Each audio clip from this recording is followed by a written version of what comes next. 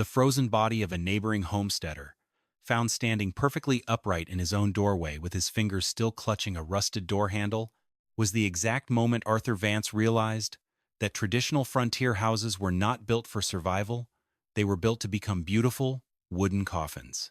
It was the late autumn of 1883 on the Wolf Creek Plateau, a vast and unforgiving stretch of the Dakota Territory where the horizon offered no shelter, no trees, and no mercy. The wind did not merely blow across this flat grassland, it scoured the earth, a relentless force that carried the chill of the Arctic directly to the doorsteps of the families brave enough to try and tame it. Every winter here was a test of endurance, but the old-timers whispered that this year would be different. The natural indicators were already painting a grim picture. Thick, stubborn frost had sealed the watering troughs before the sun could even rise, and the great flocks of wild geese had flown south 2 full weeks ahead of their usual schedule. Arthur Vance sat on his porch, watching Captain, the family's gray-muzzled workhorse. The animal stood near the northern fence line, his ears pinned back, his gaze fixed on the empty horizon. When Captain watched the north like that, it meant the north was coming. But while every other family on the Wolf Creek Plateau was frantically splitting cordwood, stacking it higher than their windows, and sealing their cabins with mud, Arthur was doing something that made absolutely no sense to his neighbors. He was kneeling in the dirt, digging holes in the half-frozen soil, and planting tiny, fragile Rocky Mountain Juniper saplings. He worked from dawn to dusk, adjusting each root ball, checking the angles, and packing the cold dirt with his bare, calloused hands. His wife, Martha, watched him from the porch, her arms cradling her swollen belly. Their second child was due before the winter ended, and the thought of giving birth in a freezing cabin made her chest tighten with fear. She stepped down from the porch, her boots crunching on the frozen grass, and walked over to her husband. She asked him why he wasn't out in the timber, cutting down the heavy pines for firewood like everyone else. They had a modest woodpile, but by Dakota standards, it was barely enough to survive a normal December, let alone the monster of a winter that was clearly brewing on the horizon. Arthur stopped his shovel, wiping the cold sweat from his forehead. He looked at his wife, his eyes quiet but filled with an intense, unyielding conviction. He told her that cutting more wood was just a temporary band-aid on a mortal wound. He explained that a traditional cabin, no matter how thick the logs, could not fight a sustained gale. The wind would simply scour the heat from the wood faster than any fire could replace it. He wasn't just trying to heat the cabin, he was trying to change the environment around it. He was planting a shield, a living barrier that would protect them when the woodpile ran out. Jesse, their 10-year-old son, ran beside his father, carrying the stakes and holding the small green saplings steady as Arthur packed the earth. Jesse didn't question his father's strange project. While other boys his age were being taught how to handle an axe and swing a splitting maul, Arthur was teaching Jesse how to read the wind. He pointed to the flat prairie, showing the boy how the dry grass leaned under the constant draft. He explained that the wind was not a single, solid wall of force. It was a collection of 1,000 tiny, invisible rivers flowing across the land. When those air rivers hit an obstacle, they behaved exactly like water. If you knew how to guide them, you could make them split, collide, and lose their strength before they ever touched the cabin. Jesse held the next juniper tree, his small hands cold but steady, trusting his father's strange wisdom. To the few travelers who passed by the Vance homestead that autumn, the property looked like the work of a madman. Elias Rowan's old script had described a similar madness, but Arthur Vance's layout was even more peculiar. He was not planting his trees in straight, orderly rows like a common orchard or a standard fence line. Instead, he was arranging them in 3 massive, staggered, concentric rings that circled the entire cabin. The design was structured with mathematical precision, based on the 12 years of wind studies Arthur had kept in a worn, leather-bound notebook. He explained the layout to Jesse as they worked on the middle ring. He had calculated the prospective height of the mature trees, representing this value as a variable $H. He placed the outermost ring of trees at a distance of exactly 5 times that height from the cabin, while the inner rings sat at 3 and 2 times the height. This created a deliberate planned blowout zone, a wide, Empty space between the rings where the heavy snowdrifts would be trapped by the turbulence, dropping harmlessly onto the grass far from the cabin's doors, windows, and chimney. Arthur showed Jesse how the trees in the outer ring were spaced widely, while the trees in the inner rings were planted closer together, offset to cover the gaps of the outer circle. He explained that if you built a wall that was completely solid, like a high wooden fence, the wind would hit it and create a violent, low-pressure vortex on the other side.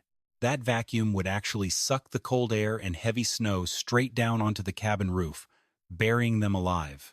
But by using semi-porous trees like the Rocky Mountain Juniper and ponderosa pine, the barrier would allow about 50% of the wind to filter through. This small amount of passing air balanced the pressure, preventing the vacuum from forming, while the main force of the gale was sheared and lifted upward, gliding harmlessly over the cabin roofline. Jesse listened, his eyes wide as he watched his father draw fluid dynamics in the frost on the work sled.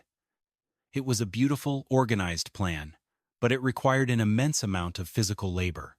The ground was hardening fast, turning into a stubborn sheet of ice and stone that resisted the shovel.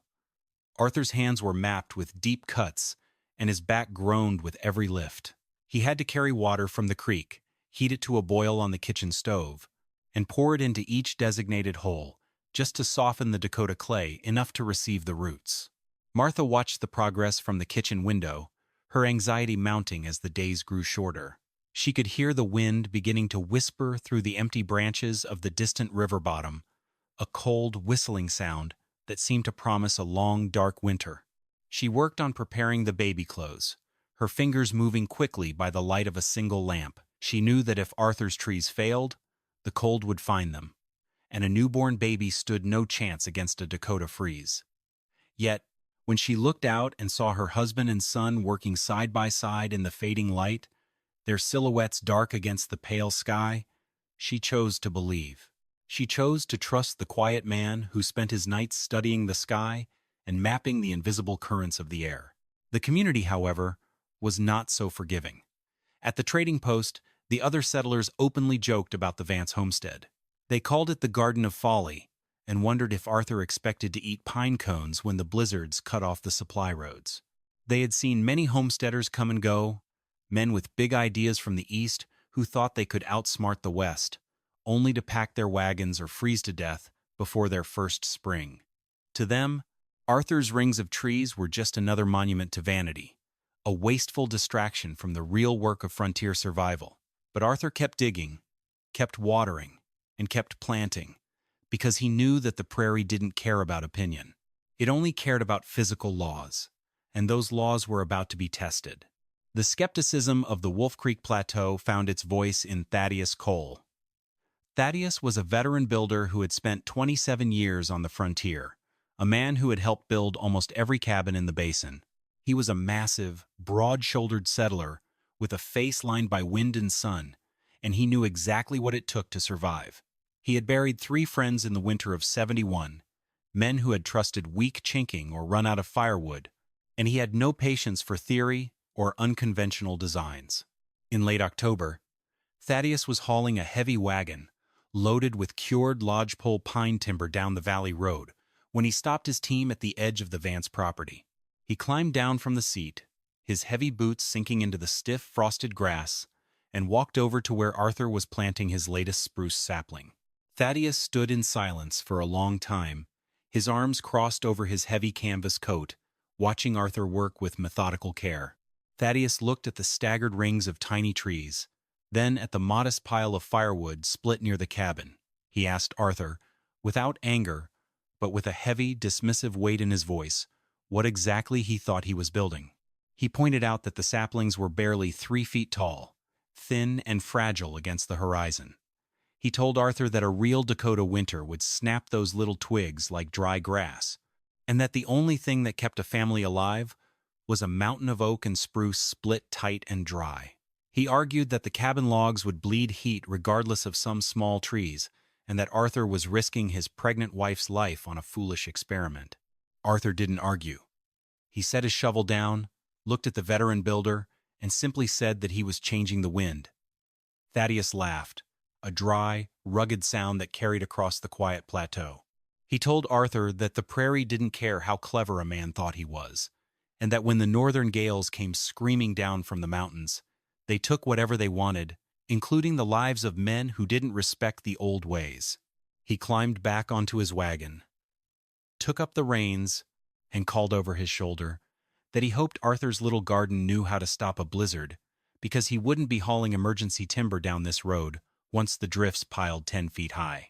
The encounter left a heavy silence on the homestead. Jesse looked at his father, his young face troubled by the veteran builder's harsh words.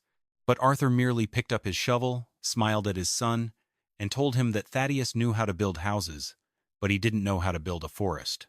They went back to work, planting the final saplings of the inner ring as the sun dipped below the western hills, leaving the plateau in a cold blue shadow.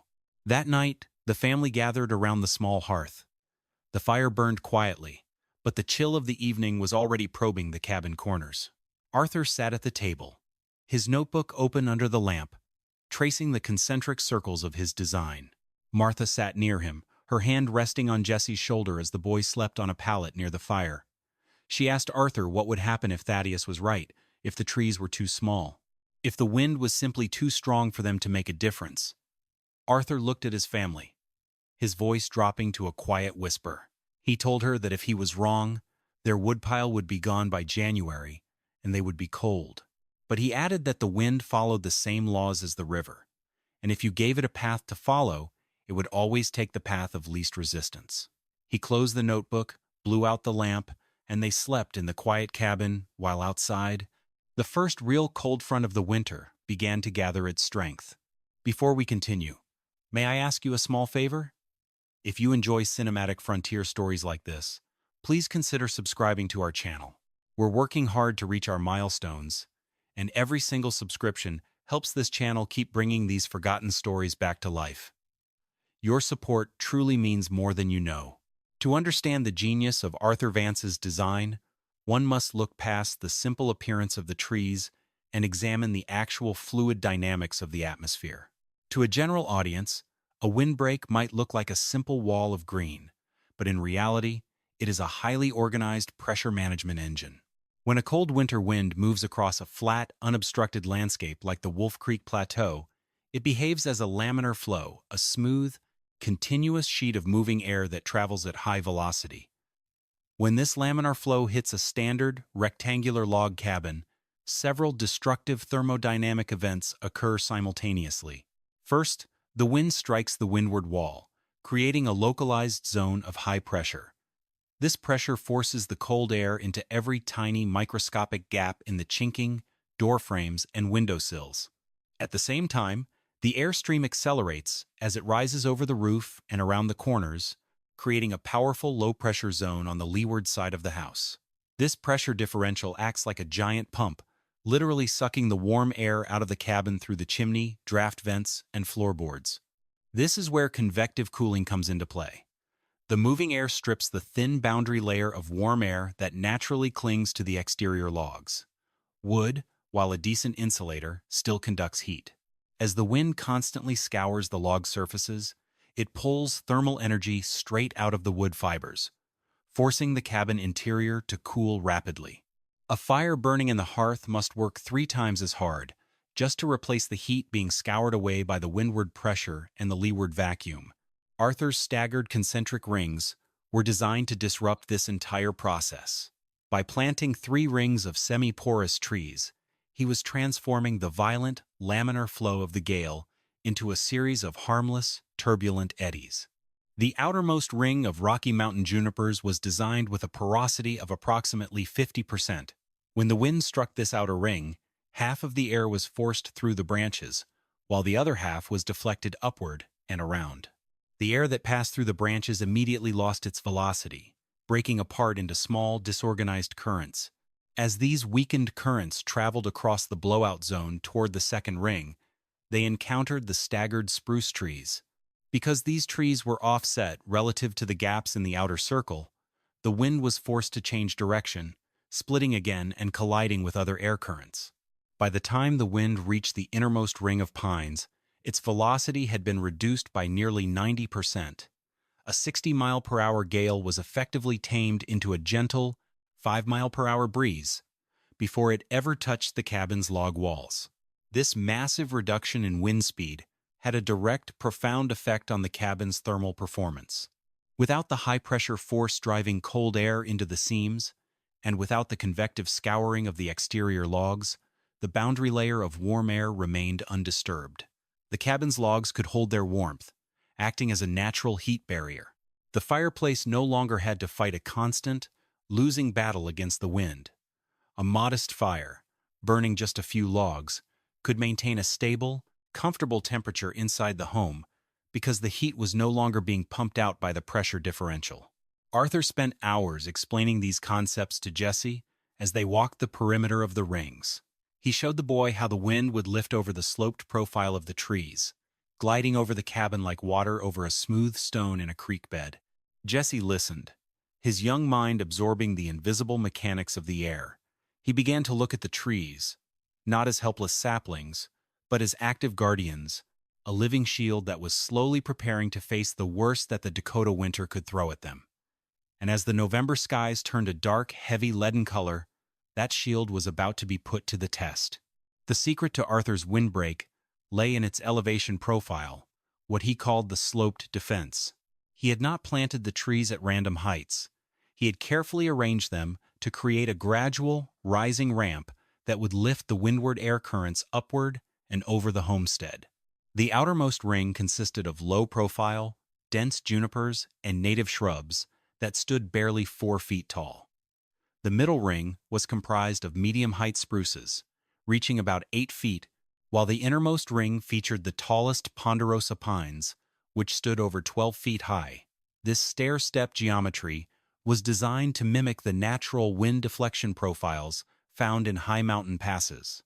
When the fast-moving prairie winds struck the low outer ring, they were immediately directed upward along the rising slope of the branches, gliding over the middle and inner rings, before passing harmlessly over the cabin roof.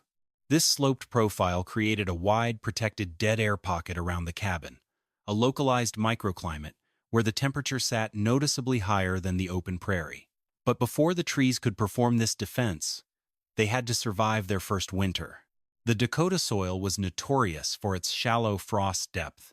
If the roots of the young saplings froze before they could take hold in the deeper bedrock, the trees would die standing, their branches turning brittle and dry before the first blizzard ever arrived. The first real test came in mid-November when a sudden, dry freeze arrived without snow cover. The temperature plunged to single digits overnight, and the moisture in the topsoil turned to solid ice, locking the root systems in a frozen vice. Arthur knew that if the roots remained frozen for too long, they would be unable to absorb what little moisture remained in the deeper soil, and the saplings would wither from winter drought. He and Jesse worked tirelessly to protect the young root systems. Arthur hauled large cauldrons of water from the creek, heating them to a rolling boil on the kitchen stove. They carried the heavy buckets out into the freezing wind, pouring the warm water carefully around the base of each tree to thaw the surrounding soil. Then, they packed the thawed earth with a thick layer of straw, dry grass, and warm clay mud, creating an insulating blanket around the root balls that would protect them from the deepest frost. It was grueling, back-breaking work, conducted under the dim light of lanterns as the prairie wind whistled through the bare branches of the basin. Arthur's fingers were cracked and bleeding, his face raw from the cold, but he refused to stop until the last tree in the inner ring was insulated. Jesse worked beside him without complaint, his small hands packing the straw tight around the juniper bases, his breathing coming in short, white plumes in the dark. Martha watched them from the porch, her hand resting on her stomach, feeling the quiet, rhythmic movement of the baby. She knew that every scoop of warm mud and every handful of straw was an investment in their future. When Arthur finally came inside, his beard frosted with ice, she had a hot bowl of soup waiting for him. He sat by the fire, his hands trembling with exhaustion, but his eyes were peaceful. He looked at his wife and told her that the roots were safe and that the trees were ready to stand. They had done everything they could. Now, the survival of the homestead rested entirely on the laws of nature and the strength of the living barrier they had planted in the frozen dirt. With the root systems insulated and the sloped profile established, Arthur began the delicate work of monitoring the windbreak's performance.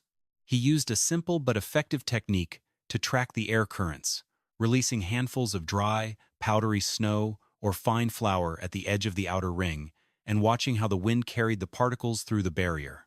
It was a planned, organized method of observation that allowed him to detect the subtle, invisible flows of the air.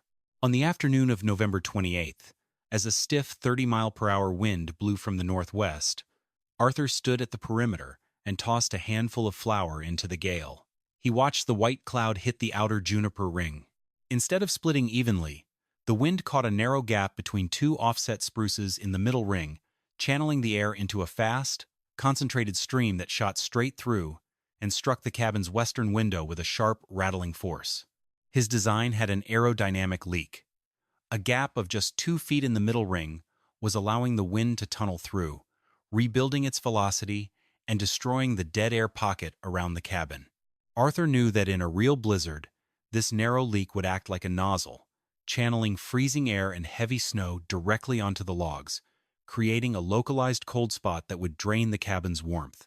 He spent the next 2 days correcting the failure, working in a race against the dropping thermometer. He had to dig up 3 of the larger spruces from the inner ring and move them by just 18 inches to close the gap, a task that required him to chisel through the frozen topsoil with a hand pick and crowbar. The work was slow and exhausting, his muscles aching with every lift, but he worked with meticulous care, knowing that a single open gap could compromise the entire windbreak. Jesse stood nearby, holding the guy wires steady as Arthur positioned the heavy root balls in their new locations.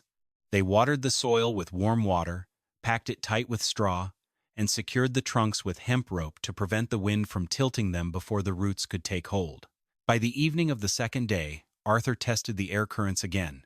This time, when he threw the flour into the gale, the white cloud split, swirled, and settled gently within the blowout zone, completely losing its forward momentum. The leak was closed. Meanwhile, the emotional stakes inside the cabin were rising. Martha's pregnancy had entered its final weeks, and Jesse had developed a dry, rattling cough from the damp, drafty air of the late autumn chill. The fireplace, though burning constantly, struggled to maintain a consistent temperature, and the draft from the floorboards was getting worse as the ground temperature dropped. Every night, Martha would sit near the hearth, rubbing Jesse's back as the boy coughed, her eyes fixed on the window where the dark shapes of the cedars stood against the moonlit snow. Arthur knew that they couldn't afford a long, cold winter. The baby would arrive soon, and they needed stable, clean warmth to keep her alive. He sat at the kitchen table, his notebook open, reviewing his calculations and checking the windbreak diagrams one final time. He had done everything possible to prepare the homestead. He had cleared the blowout zone, insulated the roots, closed the aerodynamic leaks, and balanced the pressure profiles. He closed the notebook, walked over to his sleeping son, and adjusted the heavy wool blanket over the boy's shoulders. He looked at Martha, his voice quiet, but filled with an unshakable faith. He told her that the trees knew what to do, and that when the storm came, they would not be alone. The first week of January, 1883, brought a change to the Wolf Creek Plateau that even the oldest settlers had never witnessed. The wind, which had been a constant, howling presence in the basin for months, suddenly went dead silent. The transition was instant and unsettling, leaving the prairie in a state of absolute stillness that felt almost unnatural. The air was heavy, thick with moisture, and the sky took on a peculiar greenish-gray color that seemed to press down on the land.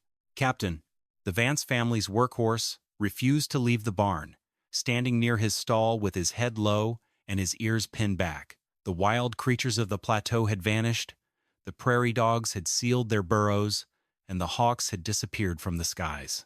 Arthur stood in the middle of his yard, looking at the silent horizon. He knew this silence.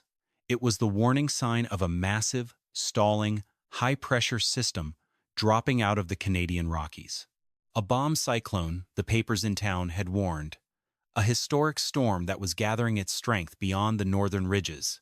He walked the perimeter of his rings, checking the guy wires on the pines, clearing the dry branches from the blowout zone, and ensuring the ventilation ports on the cabin roof were unobstructed. Jesse walked beside his father, carrying a bucket of feed for the goats. The boy's cough had improved, but his face was quiet, his eyes reflecting the tension that hung over the entire homestead. He asked his father why the sky looked so heavy. Arthur looked at the green-gray horizon and told Jesse that the atmosphere was like a giant spring.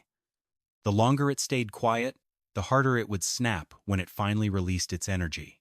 He told the boy to make sure the barn doors were barred tight and that the water troughs were filled, because they wouldn't be leaving the cabin for days once the storm broke. By late afternoon, the first flakes began to fall. They were fat, heavy, and fell perfectly vertically in the still air, accumulating quickly on the grass and the branches of the cedars. The temperature hovered at a deceptive 10 degrees above zero, but Arthur knew that this was the brief window before the cold front struck. He made his final preparations, carrying a modest supply of dry kindling and split juniper onto the cabin porch, storing it under the deep eaves, where it would remain dry and accessible. Inside the cabin, Martha was preparing the room for her impending labor. She had laid out clean sheets, boiled water, and arranged the midwife supplies she'd gathered from town weeks before. Her face was pale, but her movements were organized and deliberate. She looked at Arthur as he came through the door, his wool coat dusted with snow.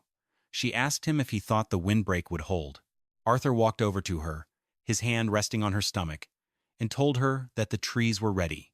He explained that the outer junipers had already begun to catch the falling snow, creating a natural, insulating blanket around the perimeter that would help hold the warmth inside the dead air zone. By sunset, the silence ended. It started as a low, distant rumble, a sound like a heavy freight train moving across the northern ridges. The greenish sky turned to a deep, featureless black, and the temperature began its precipitous plunge. Within 30 minutes, the thermometer outside the window dropped from 10 above to 15 below zero.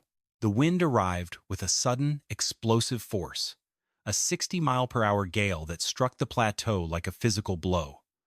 The snow, which had been falling gently, was suddenly driven horizontally, turning the world outside into a howling wall of white. The great blizzard of '83 had begun, and the Vance homestead was sitting directly in its path. The first 12 hours of the blizzard were a lesson in sheer, unmitigated violence. The wind did not gust. It screamed, a constant, high-pitched roar that shook the cabin to its foundations. The snow was so thick, so dry, and so fast that it scoured the glass of the western window like sand, creating a high-pitched, rattling hiss that made sleep impossible. Arthur sat by the small barrel stove, his hand resting on Jesse's shoulder as the boy slept fitfully on the floor. Martha sat nearby, her breathing rhythmic and shallow, her face tight with the early, quiet twinges of labor. The cabin was warm, holding a stable 60 degrees, but Arthur was listening to the sounds of the structure with the trained ear of a surveyor. He could hear the creak of the roof beams, the low whistle of the chimney draft, and the heavy thud of the wind striking the outer barriers. For the first few hours, the windbreak performed exactly as he had calculated. The outer juniper ring split the laminar flow of the gale, the blowout zone trapped the heavy drifts, and the inner pines lifted the sheared air currents over the roofline. The air immediately around the cabin logs was relatively still, protecting the warm boundary layer and allowing the small stove to heat the interior with minimal fuel. But then, just after midnight, a sound occurred that made Arthur's heart stop. It was a sharp, explosive crack, loud enough to be heard over the roar of the wind, followed by a sudden, violent shudder that vibrated through the western wall. One of the key spruces in the middle ring, a tree that had taken the brunt of the deflected northwest gale, had snapped under the weight of a massive, frozen drift. The breach was catastrophic. With the spruce gone, the wind was no longer split and deflected. Instead, a concentrated stream of freezing air and heavy snow found the opening, tunneling through the inner pines and striking the cabin's western wall with full, unobstructed force. The impact was immediate. The temperature near the window plunged 15 degrees in minutes, and the draft began to whistle through the log seams, forcing the chimney to backdraft. The cabin filled with acrid wood smoke, making Jesse cough violently. Arthur knew that if the gap remained open, the windward pressure would rapidly scour the warmth from the western wall, and the chimney would continue to backdraft, making the cabin unlivable within hours. He had to plug the breach, and he had to do it now. He stood up, reaching for his heavy canvas coat and his wool balaclava. Martha looked at him, her eyes wide with terror, as she clutched her stomach. She told him that he would die out there, that the wind chill was 70 below, and that he couldn't see his own hands. Arthur looked at his wife, his voice calm, but filled with an absolute, unyielding necessity. He told her that if he didn't plug that gap, the cold would take the baby before dawn. He tied a 70-foot hemp lifeline around his waist, securing the other end to the heavy timber frame of the door. He looked at Jesse, telling the boy to hold the rope and count the minutes. If he was not back in 5 minutes, Jesse was to pull the rope with all his strength. Arthur opened the door. The blizzard swallowed him whole. The wind was so strong it nearly knocked him off his feet, and the freezing snow cut his face like broken glass. He couldn't see the ground, the sky, or the trees. There was only a howling white void that stripped every sense of direction. He had to navigate by touch, keeping his hand on the rope as he crawled through the waist-deep drifts toward the northwest perimeter. He reached the middle ring, his hands frozen stiff inside his gloves, and found the snapped spruce. The wind was roaring through the gap, a freezing jet of air that scoured the snow from the grass. He needed to plug it, but his shovel refused to penetrate the rock-hard frozen earth. He remembered the 3 unplanted pine saplings he'd left on his work sled near the barn, 20 yards away. He had to find the sled. He let go of the tree, relying on his instincts and the tension of the rope to guide him through the swirling whiteout. He found the sled by touch alone, his fingers brushing against the rough pine bark of the saplings. He grabbed 2 of the smaller trees, hauling them through the snow as he fought his way back to the breach. He reached the gap, his strength fading, and rammed the saplings into the snowdrift between the remaining spruces. He didn't have time to dig. He simply wedged the root balls deep into the hard-packed drift, securing the trunks with hemp line to the adjacent branches. The moment he positioned the second tree, the howling jet of wind split, swirled, and exploded into a harmless cloud of spinning snow. The breach was sealed. He crawled back along the lifeline, his body shivering violently, and tumbled through the cabin door. Jesse and Martha pulled him inside, slamming the door shut against the storm. Arthur lay on the floor, his beard frozen solid, his hands trembling as Martha wrapped him in a warm blanket. He looked at his wife, nodding slowly. The chimney was drafting clean again, the smoke was clearing, and the western wall was holding its warmth. They had survived the first breach, but the storm was far from over. The rest of the night became what Arthur's notebook would later record as the Great Exam 5 distinct physical tests that would determine the survival of his family. The storm raged with a relentless, screaming fury, but inside the cabin, the concentric rings of trees stood their ground, defending the homestead through 5 separate aerodynamic challenges. The first test was wind shear. The sloped profile of the windbreak, the junipers, spruces, and pines rising in a gradual ramp, was forcing the 60-mile-per-hour gale to slide upward, lifting the freezing draft over the cabin roof like water over a smooth stone. Arthur could hear the roar of the wind passing harmlessly overhead, while the air immediately around the cabin logs remained still and quiet. The second test was pressure equilibrium. Because the windbreak was semi-porous, allowing 50% of the wind to filter through the branches, it prevented the dangerous low-pressure vacuum from forming on the leeward side of the house. Without this pressure differential, the warm air inside the cabin remained stable, and the chimney drafted clean and steady, drawing the wood smoke up and out without backdrafting. The third test was snowdrift placement. The wide blowout zone, Arthur had calculated the space between the rings sitting at 5 times the prospective tree height was performing flawlessly. The heavy, wind-driven snow was trapping itself in the high turbulence zones between the circles, creating massive, 10-foot-tall white walls that ringed the property like a fortress, while the immediate yard around the cabin doors and windows remained clear and open. The fourth test was convective insulation. With the wind speed reduced to a mere 5 miles per hour inside the inner ring, the convective cooling of the logs was completely eliminated. The cabin's logs held their warmth, acting as a natural thermal battery. The small barrel stove, burning just a single log of dry juniper every 2 hours, maintained a stable, comfortable 65 degrees inside, protecting the family from the brutal 70 below zero wind chill outside. The fifth and final test was the snow tongue. Near dawn, the wind shifted slightly, and a massive drift on the eastern side began to spill inward through a small gap in the outer ring, creating a white, creeping tongue of snow that advanced toward the cabin door. If the drift blocked the exit, they would be trapped inside, unable to reach the woodpile or the well. Arthur and Jesse took turns at the window, monitoring the drift's progress. Every hour, they had to open the door into the shrieking dark, fighting the freezing wind to shovel the snow back, cutting the white tongue away before it could seal them in. They worked in short, intense shifts, their muscles burning with exhaustion, but they refused to let the storm gain a foothold. Inside, Martha's labor reached its final stages. She lay on the bed, her hand clutching Jesse's, her face pale but determined. She focused on her breathing, block by block, finding her strength in the steady, comfortable warmth of the room. The cabin was a quiet haven in the middle of a screaming wilderness, a safe place where life could begin. And then, just as the first pale light of dawn began to filter through the frosted window, the wind stopped. The transition was instant and absolute, leaving the plateau in a sudden, breathless silence that felt like a miracle. Arthur opened the door, stepping out onto the porch. The world was transformed into a white desert, but the Vance homestead was standing tall, protected inside its fortress of frozen walls, ready to face the new day. The morning of January 13th was a spectacle of cold and silence. The sun rose into a sky so clear and blue it seemed to hurt the eyes, reflecting off a landscape of pristine, unbroken white that stretched to the horizon.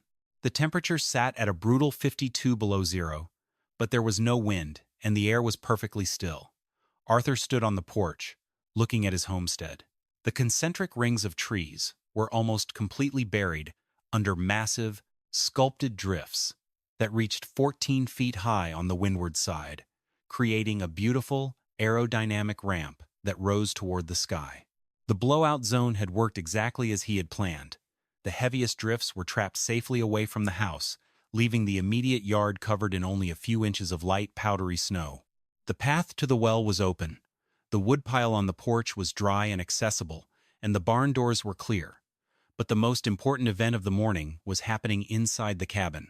Near the warm hearth, wrapped in a soft wool blanket, lay Lily Vance, a healthy baby girl born at the height of the blizzard in the warmest, safest cabin in the territory.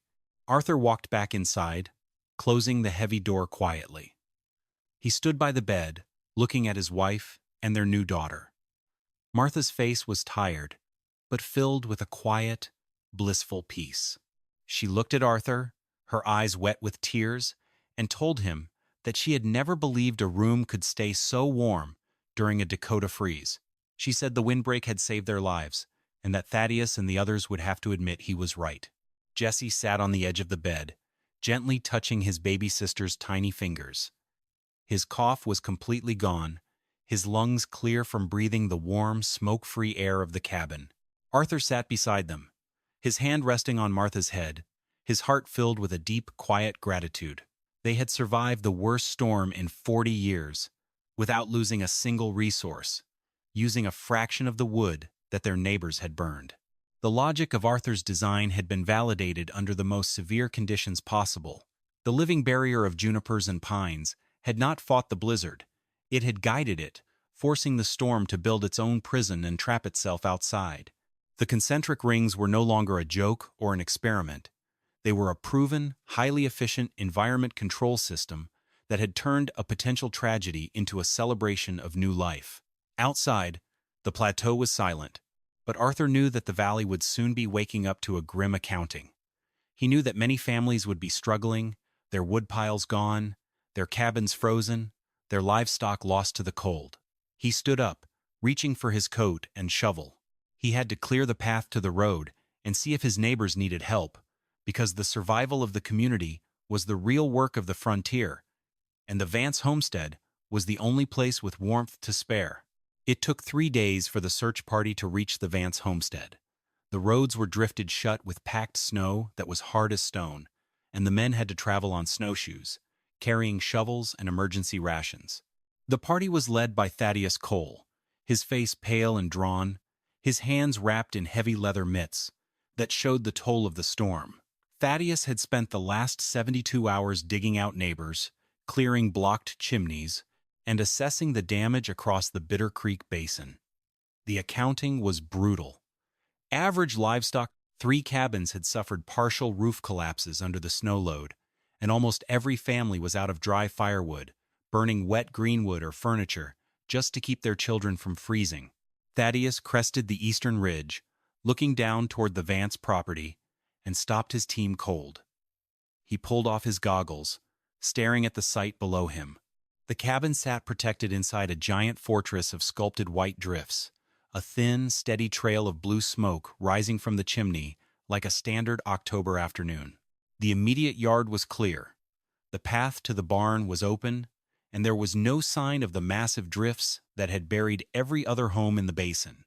He walked down the slope, his snowshoes sinking into the crust, and knocked on the door. Arthur opened it, standing there in his shirt sleeves. Not a coat, not a blanket, shirt sleeves. The wave of warmth that rolled out of the cabin hit Thaddeus's face like a physical blow, and he stood in the doorway, unable to speak. Arthur invited the search party inside. The cabin was a blissful 65 degrees, clean, dry, and smelling of spruce and fresh bread. Martha sat by the fire, cradling baby Lily, while Jessie played with a wooden toy on the floor in a light cotton shirt. Thaddeus walked over to the hearth, running his hand along the warm stone of the chimney, his mind struggling to accept what his eyes were seeing. He pulled a small thermometer from his coat pocket, holding it steady. 65 degrees, while his own cabin, despite burning 5 full cords of split oak, had struggled to maintain 38. He looked at Arthur, his voice dropping to a quiet whisper. He asked how much wood Arthur had burned during the storm. Arthur pointed to the neat, modest pile near the stove. Less than 1.5 cords of dry juniper. Thaddeus sat down at the table, his head low, his pride completely gone. He admitted that his traditional ideas were wrong, and that Arthur's rings of trees had done what no amount of firewood or thick log walls could ever accomplish. He looked at the baby, then at Arthur, and said that Arthur hadn't stopped the storm. He had simply taught it where to surrender. The difference between a family sleeping in fear and a family sleeping in comfort was 27 degrees and a living barrier of junipers, and that was an accounting that no builder could argue with. The spring of 1884 arrived with a change that went far beyond the melting snow. The skepticism and ridicule that had shadowed the Vance homestead for a year died with the winter, replaced by a quiet, universal respect. Thaddeus Cole was the first to return. In late April, as the plateau mud began to dry, he rode into Arthur's yard with a wagon full of young cedar saplings he'd harvested from the river bottom. He didn't ask for advice. He asked for Arthur's wind notebook, wanting to copy the concentric diagrams, the spacing calculations, and the sloped elevation profiles for his own land. Arthur shared the notebook freely. He spent the summer helping Thaddeus and 12 other families lay out their windbreaks, teaching them how to read the air currents, calculate the height offsets, and protect the young roots from the first frost. By the following autumn, 43 families across the Bitter Creek Basin were planting staggered rings of junipers and pines around their homes, using drawings copied from the worn leather book. The design became a regional building tradition, spreading to Wyoming, Idaho, and the Dakotas. The settlers called them Vance rings or living heat walls. They required more initial labor, yes, but they reduced winter fuel consumption by half, protected families from the deepest gales, and saved lives during the periodic Arctic blasts that swept down the northern plains. Years later, when Arthur was an old man, and Jesse had grown to build his own homestead, Arthur placed the worn wind notebook in his son's hands.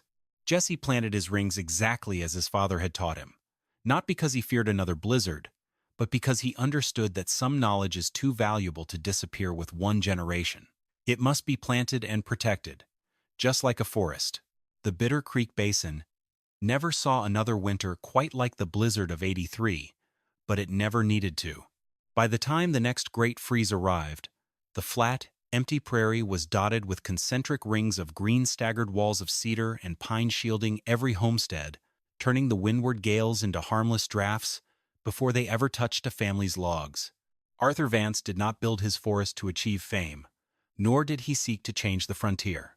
He simply looked at the howling wind and refused to let his family freeze, proving that the greatest shield against a harsh world is not a bigger fire, but the patience to understand how the world moves and the courage to plan a solution when others call it madness. Decades later, the mature pines still stand tall around the old homestead, their branches whispering in the northern gale. They remain as living monuments of a father's love, proof that the wildest ideas are often the ones that save us, and that the wind always surrenders to those who know how to teach it.